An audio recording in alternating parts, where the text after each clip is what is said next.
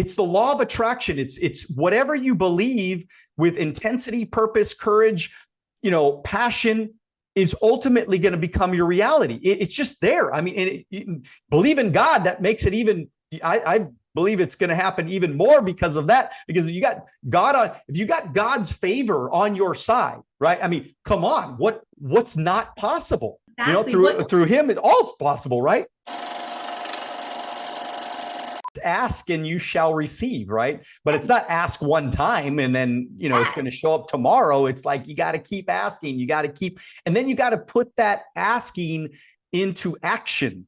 You got to turn it into actual, working and doing the hard stuff and staying focused and also being grateful. I think being grateful for where we're at in this moment. If I'm grateful right now, I go, man, I'm so lucky. I'm so healthy.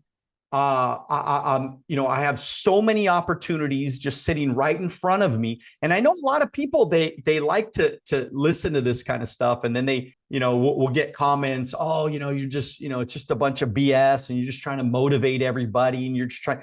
But see, what people don't understand is that I started my business at 21 years old. I was financially free by 28. I had saved my first $1 million. I was making $500,000 a year in passive income at 28 years old. And I did all of that because I had this, like, seriously, everything that they told me, my mentors told me, anybody could have said that was bullshit. Right? Anybody on the outside looking in, there would have been like, come on, this guy's lying to you. He's just trying to motivate you. He's just trying to tell you what you want to hear. He's just trying to make off of you. He's just trying to get something out of you.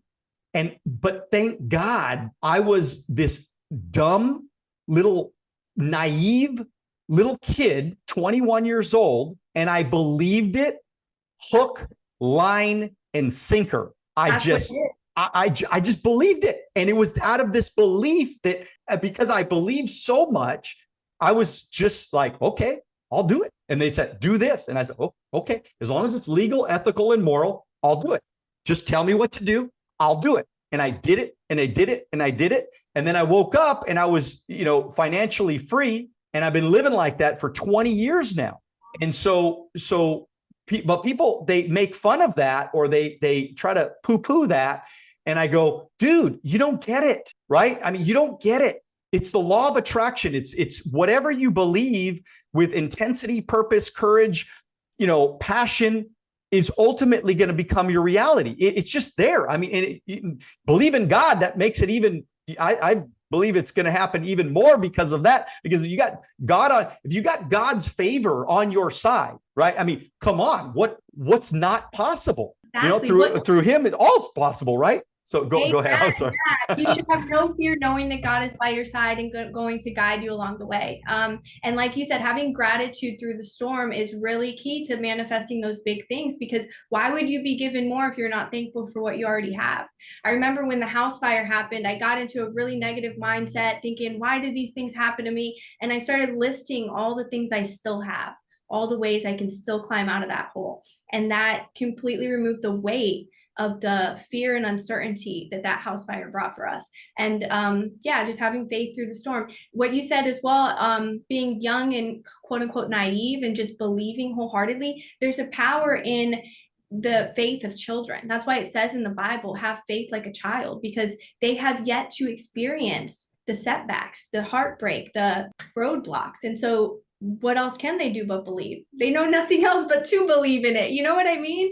So yeah, it's so cool to see your journey and to see all the things you've achieved along the way, because it inspires me as well.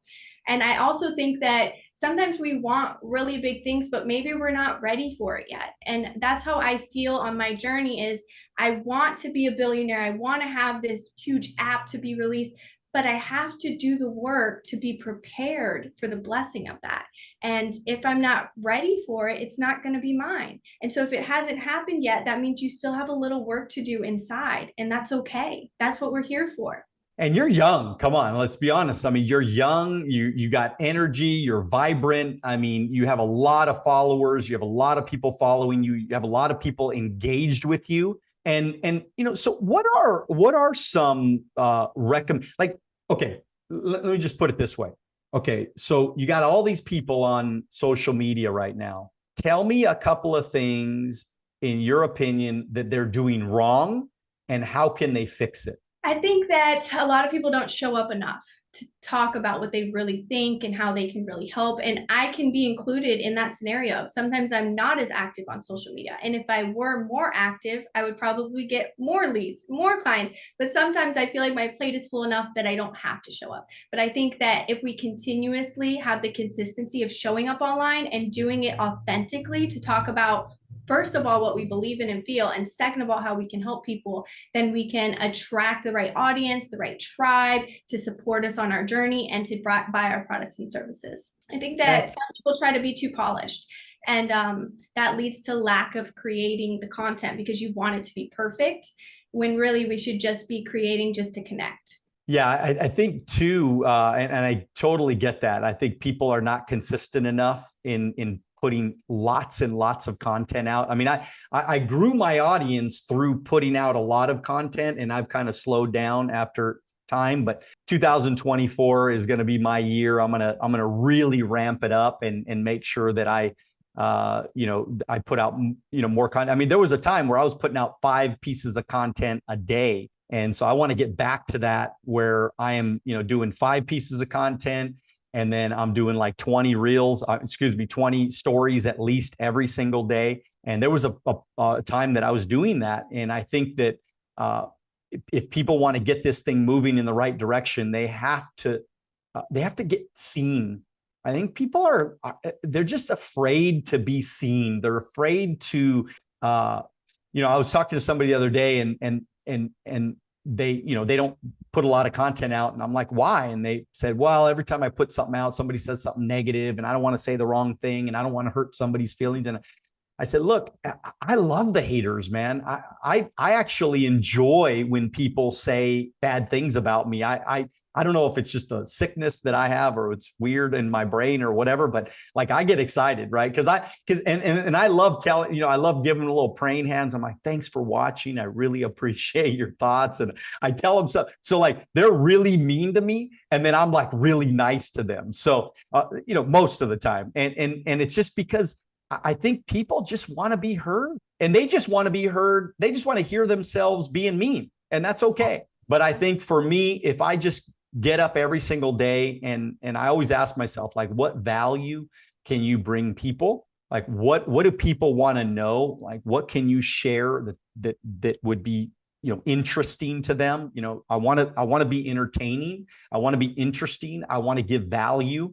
This is my goal for what I'm doing on social media. So tell me some of your goals for 2024 and how you're going to get them done.